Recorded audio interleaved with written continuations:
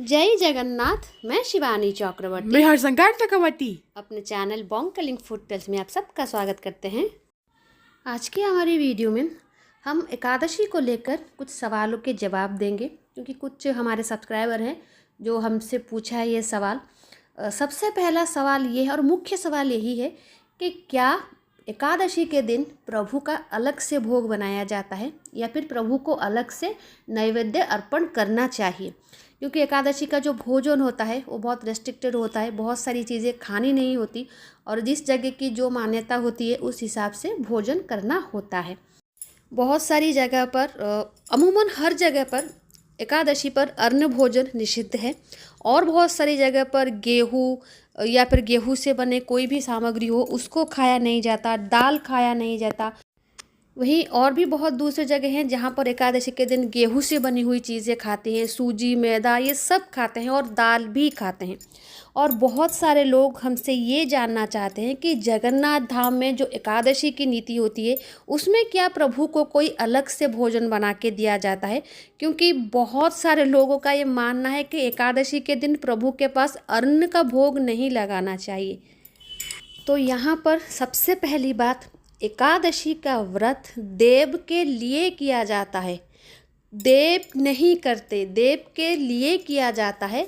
तो जो एकादशी करते हैं, जो भी नीति नियम होते हैं वो सिर्फ और सिर्फ व्रतधारी के लिए होते हैं।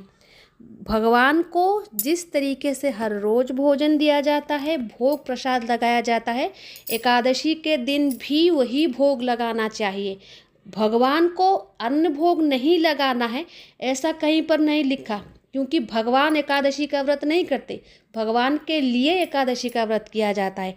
तो भगवान के भोग में आप कोई भी इधर उधर नहीं कर सकते। हाँ, अपनी श्रद्धा के अनुसार आप कुछ भी भगवान को दे सकते हैं। अगर आप उस दिन अन्न भोग नहीं लगाना चाहते वो आपकी श्रद्धा है, आपका मत है, आपका विश्वास है, लेकिन अन्न भोग प्रभु को नहीं लगाया जा सकता, ऐसा कहीं पर भी नियम नहीं है।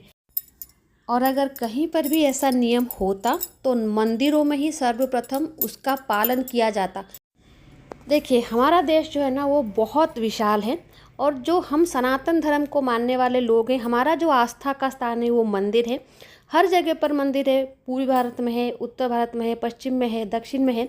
और हर जगह पर खान पान की जो नीति है या फिर जो सामग्री वहाँ पर अवेलेबल होती है वो अलग होती है। जैसे उत्तर भारत में और पश्चिम भारत में ज़्यादातर गेहूं से बने सामग्री या फिर मैदा, सूजी, बेसन इसका इस्तेमाल ज़्यादा होता है, क्योंकि वह चावल वहाँ पर इतना वो भोजन में उपयोग नहीं करते। लेकिन पूर्वी भारत में और दक्षिण भारत में चावल का बहुत इस्तेमाल होता है, इसलिए मंदिरों के भोग प्रसाद में भी चावल ही ज़्यादातर होते हैं। जैसे खिचड़ी, पुलाव, कानिका, ये जगन्नाथ मंदिर में है। और साउथ इंडियन के जो टेम्पल हैं वहाँ पर पुलियोदराय, दही, चावल या फिर इडली वड़ा जो भी वहाँ पर भोग के रूप में लगते हैं। इडली तो नहीं लगता लेकिन वड़ा का बहुत सारे जो होते हैं वो लगते हैं। तो जो भी हो वहाँ पर चावल का इस्तेमाल होता है। तो वहाँ पर एकादशी हो या फिर और भी कोई नीति हो, भोग तो वहाँ पर चावल ही लगेगा।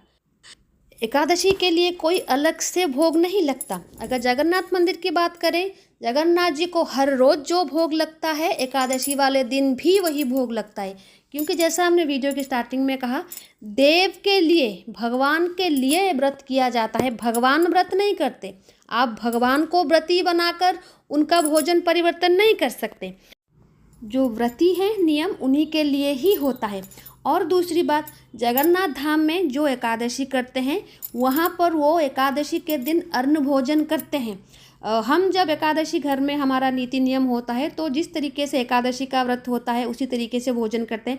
लेकिन बहुत सारे दिन हम एकादशी के तिथि पर हम जगन्नाथ मंदिर में होते हैं, प्रभु के दर्शन के लिए जाते हैं और वहाँ पर जाकर अन्न ही भोजन करते हैं। मंदिर की तरफ से जो अन्न दिया जाता है वहाँ पर वो प्रसाद के रूप में थोड़ा मिलता है तो हम उसको ही भोजन करते हैं। लेकिन उत्तर भारत में बहुत सारे लोग, अमूमन सारे लोग जो एकादशी करते हैं वो फलाहार करते हैं या फिर साबू या फिर उस तरीके से कोई चीज़ जो भोजन करते हैं, लेकिन अन्न का भोग तो करते ही नहीं। आटा, मैदा, सूजी वो भी नहीं खाते हैं।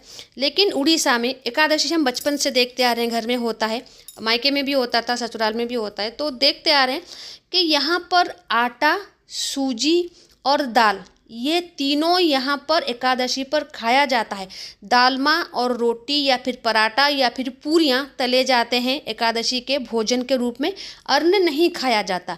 लेकिन अगर आप जगन्नाथ धाम में हैं तो आप अन्न भोजन कर सकते हैं, क्योंकि वो कथा अलग है कि एकादशी जी वहाँ पर बंदी हैं, तो अन्न भोजन करेंगे तो एकादशी का जो पुण्य फल होता है वो नहीं जाता, वो दूसरी बात है। लेकिन पूरी में अन्न का भोजन होता है, हर सब्जी सब कुछ पूरी में एकादशी के दिन खाते हैं। जगन्नाथ प्रसाद में जो भी अवेलेबल होता है वो खाया जाता है।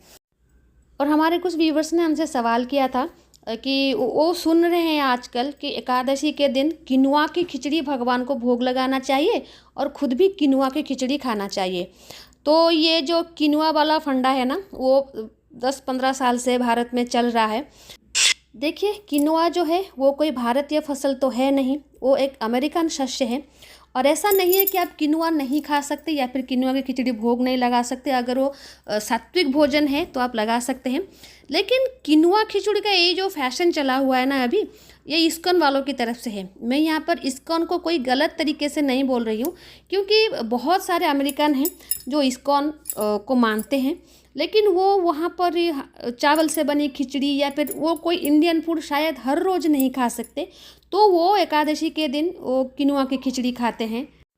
या फिर जब वो मायापुर में आते हैं या फिर भारत में किसी भी इस्कॉन संस्था में कोई विदेशी आता है और एकादशी के लिए उनकी सुविधा के लिए वहाँ पर किनुआ की खिचड़ी होती है। और इटली के जो भक्त आते हैं उनके लिए पास्ता होता है, चाइना से जो भक्त आते हैं उनके लिए नूडल होता है। लेकिन क्या आप पास्ता, पिज़्ज़ा, नूडल भगवान को भोग लगा सकते हैं? नहीं लगा सकते, क्योंकि शास्त्र अनुसार जो भी सामग्री भगवान को नैवेद्य के रूप में अर्पण करने के योग्य होते हैं उसके हिसाब से वो नहीं आते। पिज़्ज़ा, पास्ता आप भगवान के पास भोग नहीं लगा सकते। लेकिन कुछ लोग कहते हैं हाँ, हम जो खाएंगे उसको लगाएंगे, हम बिना प्याज लहसुन के उसको बनाएंगे, वो लगाएंगे। तो वो उनकी इच्छा है, लेकिन वो शास्त्र के हिसाब से ग्रहणीय नहीं है। तो जहाँ तक किनुआ की खिचड़ी की बात रही, कोई भी मंदिर में जाके आप कहेंगे किनुआ की खिचड़ी भोग लगा दो तो नहीं लगाएंगे। और जगन्नाथ मंदिर में तो वैसे ही नहीं लगेगा, क्योंकि वो विदेशी शस्य है। तो किनुआ की खिचड़ी आप भोजन कर सकते हैं एकादशी में, लेकिन किनुआ की खिचड़ी भगवान जी के पास भोग लगाने से बेहतर है आप गोविंद भोग चावल की खिचड़ी लगाएं, या फिर जो भी बासमती चावल यहाँ पर होता है उसकी खिचड़ी लगाएं। जो हमारी भोग परंपराएं हैं उसको फॉलो करें, लेकिन किनुआ की खिचड़ी लगाना है और चावल की नहीं लगाना है, ये सब पता नहीं बातें कहाँ से आ रही हैं। और जो हमारी भोग परंपराएं हैं, हमारी नीतियां हैं, वो धीरे धीरे विलुप्त होती जा रही हैं। कुछ लोग अपने हिसाब से भोग में परिवर्तन कर रहे हैं। अपने घर में करें, अपनी इच्छा है, लेकिन यही शास्त्रीय है, यही करना चाहिए। जो वो फैल रहा है उसकी वजह से बहुत सारे लोग कन्फ्यूज हो रहे हैं। तो जैसा हमसे पूछा गया था कि क्या अन्न का भोग एकादशी में लगाया जा सकता है, बिल्कुल लगाया जा सकता है। अगर मंदिर में लगाया जा सकता है तो घर में क्यों नहीं लगाया जा सकता। व्रती व्रत करते हैं, भगवान व्रत नहीं करते। सिर्फ माँ लक्ष्मी जी एकादशी का व्रत करते हैं। जगन्नाथ मंदिर में भी माँ लक्ष्मी जी एकादशी का व्रत करते हैं, फिर भी माँ के पास जो भोग नैवेद्य समर्पण होता है उसके नियम में कोई परिवर्तन नहीं होता। हर रोज़ की तरह माँ को वो प्रसाद अर्पण किए जाते हैं। तो कहीं सुनी पर मत जाएं, जो भी हमारे देव के लिए सही हो वही करें, देव की नीति में कोई परिवर्तन ना करें। तो ये थी आज की वीडियो कि एकादशी के दिन भगवान को अन्न भोग दिया जा सकता है या नहीं। और कल जगन्नाथ जी के मंदिर का एक बढ़िया सा महाप्रसाद हम लेकर आए हैं, बना चुके हैं, वो हम अपलोड करेंगे, तो वो भी आपको अच्छा लगेगा। तो आज के लिए इतना ही, रहते हैं। जय जगन्नाथ, जय माँ काली।